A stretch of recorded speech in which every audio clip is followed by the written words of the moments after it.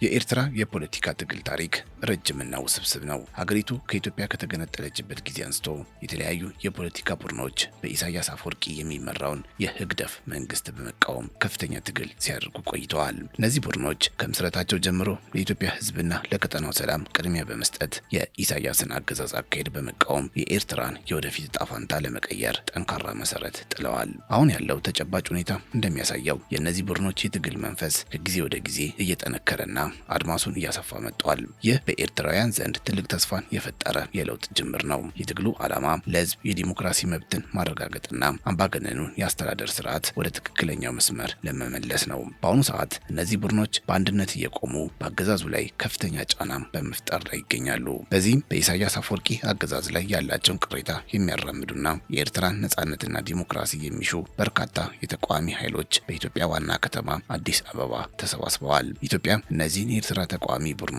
አስጠግታ እንደምትገኝም መረጃዎች ያሳያሉ። ይህ ሁኔታ በኤርትራ ላይ ለውጥ ለማምጣት ትልቅ አስተዋጽኦ ያበረከተ የሚገኝ አጋጣሚ ተደርጎም ተወስዷል። ተቃዋሚዎቹ በአዲስ አበባ መሰባሰባቸው ለጋራ ስምምነትና ለተደራጀ ትግል ትልቅ በሮችን ከፍቷል። ከአዲስ አበባ በተጨማሪም የኤርትራ ተቃዋሚ ቡድኖች በኢትዮጵያ የተለያዩ ክፍሎች ውስጥ በስፋት እየተንቀሳቀሱ ይገኛሉ። በተለያዩ የኢትዮጵያ ክልሎች የሚገኙ የኤርትራ ተቃዋሚዎች ከኢትዮጵያ መንግስትና ህዝብ ጋር ያላቸውን የጠበቀ ግንኙነት በማጠናከር የተጠናከረ የጋራ እንቅስቃሴ እያደረጉ ነው። ይህ በተለያዩ አካባቢዎች የተዘረጋው የትግል አደረጃጀት የቡድኖቹን አቅም የበለጠ በማጎልበት የአገዛዙን ተጽዕኖ ለመጋፈጥ የሚያስችል ወሳኝ የኃይል ምንጭ ሆኗል። ተቃዋሚዎቹ በየቦታው በመሰራጨታቸውና በአንድ ላይ በመደራጀታቸው የፖለቲካ ተጽዕኖአቸውን በማስፋት ላይ ይገኛሉ። ይህ የተቀናጀ ስልት ትግሉን የበለጠ ውጤታማና ፈጣን አድርጎታል። የኢትዮጵያ ምድር ለኤርትራውያን ተቃዋሚዎች ደህንነታቸው የተጠበቀ መዳረሻ ሆኗል። ከኢትዮጵያ ውጪም በዓለም ዙሪያ የሚገኙ የኤርትራ ዲያስፖራዎች የኢሳያስን አገዛዝ ለመጣል ከፍተኛ ጥረት እያደረጉ ይገኛሉ። በአውሮፓ፣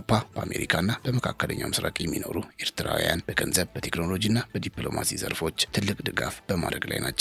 እነዚህ ዲያስፖራዎች በሀገራቸው ስላለው ወቅታዊ ሁኔታ ዓለም አቀፍ ግንዛቤ እንዲፈጠር ከፍተኛ ሚና እየተጫወቱ ነው። ትግሉ በዲያስፖራው በኩል ተደራጅቶ በዓለም አቀፍ ደረጃ በጠንካራ ድምፅ እየተስተጋባ ይገኛል። ዲያስፖራው የትግሉን አቅም በሙያዊ እውቀትና በገንዘብ አቅም በማገዝ የአገዛዙን ምስል በማጋለጥ ላይ የሚገኝ ሲሆን በውጪ የሚደረጉ ሰልፎች ላይ የፖለቲካ ስብሰባዎች ለለውጥ ፈላጊዎች ትልቅ መነሳሳት ሰጥተዋል። የኤርትራ የተቃዋሚ ቡድኖች ማንነትና የትግል ስልታቸው በዋናነት የተመሰረተው ለውጥን ለመሻት በሚንቀሳቀሱ የተለያዩ ወገኖች ነው። ከነዚህ መካከል እንደ ኤርትራ ሰማያዊ አብዮታዊ ግንባር ወይም ኢቢአርኤፍ ያሉ ድርጅቶች በይበልጥ በዲያስፖራ ማህበረሰብ ውስጥ በመደራጀት ዲሞክራሲያዊ ስርዓትን ለማምጣት ከፍተኛ እንቅስቃሴ እያደረጉ ይገኛሉ።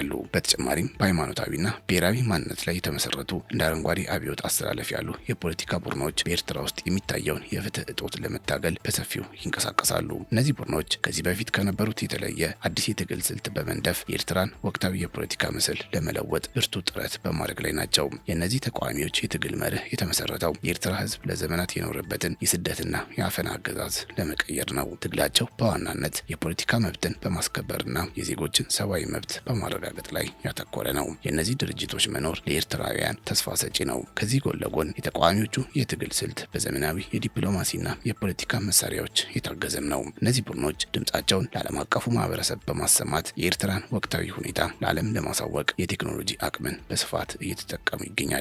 በአዲስ አበባ የሚገኙት ተቃዋሚዎች በበኩላቸው የፖለቲካ ስልቶችን በመቀየስና ከኢትዮጵያ መንግስት ጋር ያላቸውን መስተጋብር በማጠናከር አገዛዙን ለመግታት እየሰሩ ነው። ትግላቸው በሰላማዊ መንገድ የህዝብን ድምጽ በማደራጀትና የአገዛዙን መዋቅር ለመጣል በመፍጠር ላይ ያተኮረ ነው። በተጨማሪም የኤርትራ ዲያስፖራ የገንዘብና የሙያ ድጋፍ በማድረግ የትግሉ አቅም እንዲጨምር ከፍተኛ አስተዋጽኦ እያበረከተ ይገኛል።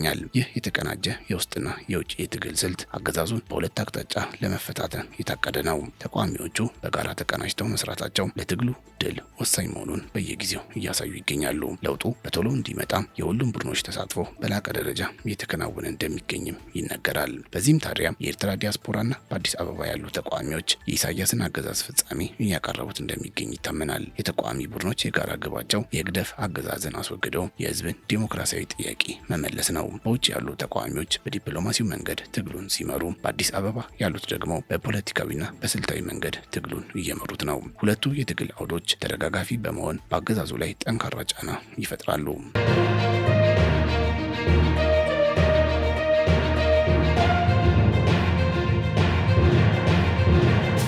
የተቃዋሚ ኃይሎች የረጅም ጊዜ ስትራቴጂካዊ ግብ ከለውጥ ባሻገር የኤርትራንና የጎረቤት ሀገራትን ግንኙነት ወደ ቀና መንገድ መመለስ ነው። በተለይም ከኢትዮጵያ ጋር ያለው የረጅም ጊዜ አለመግባባት የሁለቱን ሀገራት ህዝቦች ኢኮኖሚያዊና ማህበራዊ እድገት በመጉዳት ላይ ይገኛል። ተቃዋሚዎቹ ይህንን የቆየ ጠላትነት በማስወገድ ሀገራቱ በጋራ ተጠቃሚነት ላይ የተመሰረተ ሰላማዊ መስተጋብር እንዲኖራቸው መሞከርን እንደ ታላቅ የትግል ምዕራፍ ይመለከቱታል። በሁለቱ ሀገራት መካከል የሚፈጠር የላቀ የመተማመን ድልድይ የኤርትራን ሉዓላዊነት ከማስጠበቅ ባለፈ የቀጠናውን ሰላም ዘላቂ ለማድረግ የሚያስችል ነው። ይህ ራዕይ የኤርትራ ተቃዋሚዎች ከሰላማዊ የትግል ስልታቸው ጎን ለጎን ሀገራቸውን ከቀጠናዊ መገለል ለማውጣት የሚከተሉት ስልት ነው። የሰላምና የመተባበር አስፈላጊነት ለቀጣዩ ትውልድ ደህንነት መሰረት ነው። ተቃዋሚዎቹ ይህን የሰላም እሳቤ በማራመድ ለኤርትራ ብሩህ ተስፋን ለመፍጠር በጽናት እየሰሩ እንደሚገኝም ይነገራል። የዚህ ሰላማዊ ጉዞ መጀመር የለውጡ ትልቁ ድል ተደርጎ ይወሰዳል። ነገር ግን እነዚህ የተቃዋሚ ኃይሎች የሚገጥማቸው ችግሮችም ቀላል የሚባሉ አይደሉም። ትልቁ ፈተና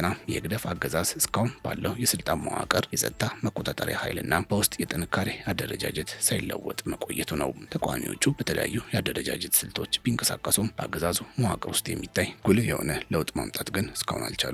የጦር ኃይል ያላቸው አንዳንድ የተቃዋሚ ቡድኖች እንኳን ቢሆኑ በአገዛዙ መከላከያ ኃይል ላይ ተጽዕኖ ለመፍጠር የሚችሉበት የፖለቲካና የጦር አቅም ውስንነት ይታይባቸዋል። ይህ የአገዛዙ የጸጥታ ቁጥጥር አሁንም ድረስ እንደ ትልቅ ተራራ የቆመ ፈታኝ ጉዳይ ሆኖ ተጋርጧል። አገዛዙ በራሱ መዋቅር ውስጥ ያለውን ቁጥጥር አጥብቆ መያዙ ለተቃዋሚዎች ከባድ መሰናክል ሆኖባቸዋል። ተቃዋሚዎቹ ይህንን የአገዛዙን ጠንካራ የውስጥ አደረጃጀት ሰብሮ ለመግባት አሁንም እየታገሉ ነው የሚገኙት። ሁለተኛው ትልቁ ችግር ደግሞ የኤርትራ ዲፕሎማሲያዊ ሁኔታ ከዚህ በፊት ከነበረው ሙሉ ለሙሉ መቀየሩ ነው። ቀደም ሲል ተገላ የነበረችው ኤርትራ አሁን እንደ አሜሪካ ካሉ ሀያላን ሀገራትና ከባህረ ሰላጤው ሀገራት ጋር ያላት የጸጥታና የኢኮኖሚ ግንኙነት እየተሻሻለ መጥቷል። ይህ ለውጥ አገዛዙን ከዓለም አቀፉ ማህበረሰብ ጋር በማቀናጀት ትልቅ ዲፕሎማሲያዊ ክብደት እንዲኖረው አድርጎታል። የዓለም አቀፍ ግንኙነት መታደሱ የአገዛዙን እድሜ በማራዘም ተቃዋሚዎቹን ከባድ ዲፕሎማሲያዊ ፈተና ውስጥ ከቷቸዋል። አገዛዙ ከዓለም አቀፍ መገለል ወጥቶ ተንቀሳቃሽ መሆኑ ተቃዋሚዎቹን ለተጨማሪ ስራ አስገድዷቸዋል። ዲፕሎማሲያዊ ሁኔታዎች ለአገዛዙ በመቀየራቸው ተቃዋሚዎቹ አዳዲስ የትግል ስልቶችን ለመቀየስም እንደተገደዱ ነው የሚነገረው። ይህ ለውጥ በተቃዋሚዎች የድሮ የትግል ስልት ላይ ትልቅ ተጽዕኖ መፍጠሩ ይነገራል። ሶስተኛው ችግር ደግሞ በኤርትራ ውስጥ ያሉ የመንግስት ተቋማት እጅግ ደካማ መሆናቸው ነው። ህግደፍ ባለፉት 10 ዓመታት ሀገሪቱን ለማስቀጠል የሚያስፈልጉ እንደ ህገ መንግስት፣ ጠንካራ ኢኮኖሚ ተቋማትና የተሟላ የትምህርት ስርዓት ያሉ መሰረተ ልማቶችን በአግባቡ አልገነባም። በኤርትራ ውስጥ ያሉት ሲቪል ተቋማት እጅግ ደካማና አገዛዙን ለማገልገል ብቻ የተገደቡ ናቸው። ይህ ተቋማዊ ክፍተት ወደፊት የሽግግር ወቅት ሲመጣም ሀገሪቱን በአስተማማኝ ሁኔታ ለመምራት የሚያስችል መሰረት አለመኖሩን ያሳያል። ተቃዋሚዎቹ ለዚህ ዝግጁነት ምን አይነት አማራጭ መዋቅር እንደሚፈጥሩ ግልጽ ያልሆነበት ወቅት ላይ ናቸው። ሀገርን ለማስተዳደር የሚያስፈልጉ መሰረታዊ ነገሮች አለመኖራቸው ትልቅ ስጋት ፈጥሯል። ይህ የሀገሪቱ ተቋማዊ ክፍተት ለተቃዋሚዎች ሌላኛው ፈተና ሆኗል። ተቋማትን የመገንባቱ ጉዳይ የትግሉ አካልም ተደርጎ እየተቆጠረ ነው። ከዚህ ባሻገር በተቃዋሚዎች መካከል ያለው ውስጣዊ መከፋፈል ሌላኛው ፈተና ነው። የኤርትራ ተቃዋሚዎች በአመለካከት በሃይማኖትና በብሔር ማንነት ተከፋፍለው ይገኛሉ። በምዕራቡ ዓለም ያለው ዲያስፖራ የራሱ የሆነ የፖለቲካ አቋም ሲኖረው፣ በእስልምና አቅጣጫ የሚንቀሳቀሱ ቡድኖች በሌላ በኩል የራሳቸውን ቅሬታ ያራምዳሉ። በተመሳሳይ እንደ አፋር ያሉ ብሔር ተኮር ቡድኖች የነባሩን የኤርትራ ጽንሰ ሀሳብ የሚፈታተኑ ጥያቄዎችን ያነሳሉ። ይህ የውስጥ መከፋፈል የአንድነት ስሜትን በመሸርሸር የጋራ ግብ ላይ እንዳይደርሱ እንቅፋት የሆነባቸው ሌላ ጉዳይ ነው። ቡድኖቹ እርስ በርስ በመከፋፈላቸው ምክንያት አንድ ላይ ሆነው መስራት ተስኗቸዋል። ይህ መከፋፈል ለተቃዋሚዎች የጋራ ጥንካሬ ማጣት ትልቁ ምክንያት ነው። ሁሉም ቡድኖች የራሳቸውን ፍላጎት ከማስቀደም አልወጡም። አምስተኛው ተግዳሮት ደግሞ የተቃዋሚዎች የለውጥ ግምት ላይ ያለው እምነት የማጣት ችግር ነው። አብዛኞቹ ተቃዋሚዎች የኢሳያስ አፈወርቂን ሞት በመጠበቅ አገዛዙ እንደሚፈርስ ያምናሉ።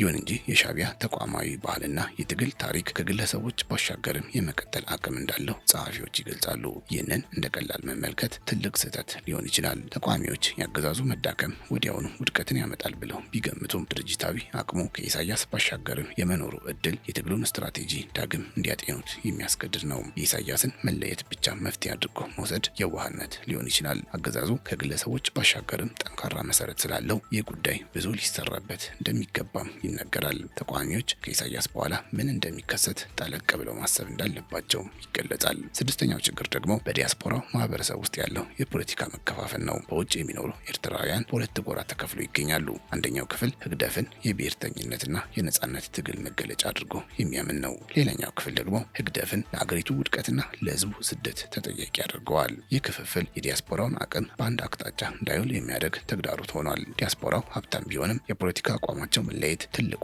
የትግል ድክመት ሆኖ ቀጥሏል። ዲያስፖራው በሁለት የተከፈለ በመሆኑ አቅሙን በአግባቡ እየተጠቀምበት አይደለም። በዚህም በዲያስፖራው መካከል ያለው አለመግባባት የጋራ ድምፅ እንዳይኖር አድርጓል። ይህ ክፍፍል የትግሉን አቅም በእጅጉ እንዳሳነሰው የሚነገር ሲሆን ሁሉም ዲያስፖራ አንድ ላይ ሆኖ መስራት እንዲሳነው አድርጓል። በጥቅሉ የኤርትራን አምባገነን ስርዓት ለማስወገድ በአዲስ አበባና በሌሎች የዓለማችን ክፍሎች የሚደረገው የተቀናጀ ትግል በኤርትራውያን ዘንድ ትልቅ የለውጥ ተስፋን ፈጥሯል። ይህ ንቅናቄ በተለያዩ የፖለቲካ ቡድኖች በዲያስፖራው ማህበረሰብና በኢትዮጵያ ወዳጅነት የተደገፈ በመሆኑ የህግደፍን አገዛዝ መሰረት እየፈተነ ይገኛል። ነገር ግን እነዚህ የተቃዋሚ ኃይሎች የሚገጥሟቸው ተግዳሮቶች እንዳገዛዙ የጸጥታ መዋቅር ጥንካሬ፣ የዲፕሎማሲያዊ ለውጦች፣ የተቋማት ደካማነትና የውስጥ መከፋፈል ያሉ ውስብስብ ችግሮች መሆናቸው ግልጽ ነው። ከሁሉም በላይ ትግሉን ለማሸነፍ በግለሰቦች ሞት ላይ ብቻ ከመጠመድ ይልቅ የሻዕቢያን ተቋማዊ አቅም የሚገዳደር የጋራ ራዕይና የሰላም ስትራቴጂን መቅረጽ ወሳኝ እንደሆነ ይታመናል።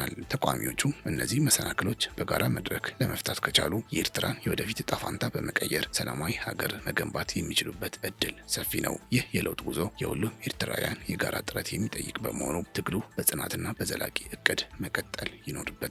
በአዲስ አበባ የተጀመሩት የተስፋ ጅማሮ ለቀጣይ የድል ፋና ሆኖ ማገልገል የሚችለው የውስጥ ልዩነቶችን አቻችሎ በአንድ ዓላማ መቆም ሲቻል ብቻ ነው። ይህ አንድነት ለኤርትራውያን ነጻነት ብቸኛው ቁልፍ በመሆኑ ሁሉም ወገኖች ለጋራ ዓላማ ቅድሚያ ሊሰጡ ይገባል እንጂ የኢሳያስ አፈወርቂ አምባገነናዊ አገዛዝ በኤርትራ መሬት ላይ መቆየቱ ለቀጠናው ሰላምና መረጋጋት እጅግ ስጋት ሆኖ መቀጠሉ የማይቀር ነው። የዚህ ስርዓት ባህሪ ከጎረቤት ሀገራት ጋር በሰላም ከመኖር ይልቅ ግጭቶችን በመፍጠርና በክልሉ አለመረጋጋትን በመዝራት ላይ የተመሰረተ ነው። የኤርትራ አገዛዝ በየጊዜው የሚያራምዳቸው የውጭ ፖሊሲዎች ለቀጠናው የጸጥታ መዋቅር ትልቅ ፈተና በመሆናቸው ለውጥ ይሻሉ። አገዛዙ ለራሱ የስልጣን ዕድሜ መራዘም ሲባል የጎረቤት ሀገራትን ፍላጎት በአግባቡ አለመያዙ ለቀጠናው የፖለቲካ ምስቅልቅል መንገድ ከፍቷል። ይህ ስርዓት በስልጣን ላይ እስካለ ድረስ በኤርትራና በአካባቢው ሀገራት መካከል የጠበቀ የኢኮኖሚና የሰላም ግንኙነት መፍጠር ፈጽሞ የማይታሰብ ነው። በዚህ ምክንያት ስርዓቱ ባልተወገደበት ሁኔታ ውስጥ ለክልሉ ዘላቂ ሰላም ማምጣት እጅግ አዳጋችና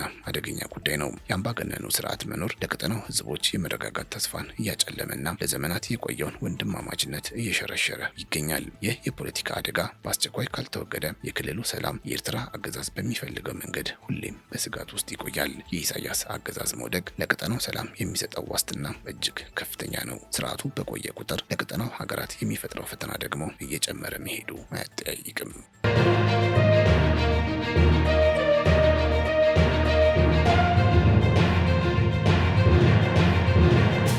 የተከበራችሁ የገበያ ሚዲያ ቤተሰቦቻችን ለዛሬ ያዝንላችሁ መረጃ ይህንን ይመስል ነበር። አብራችሁን ስለነበራችሁ እጅግ እናመሰግናለን። በያላችሁበት ሰላም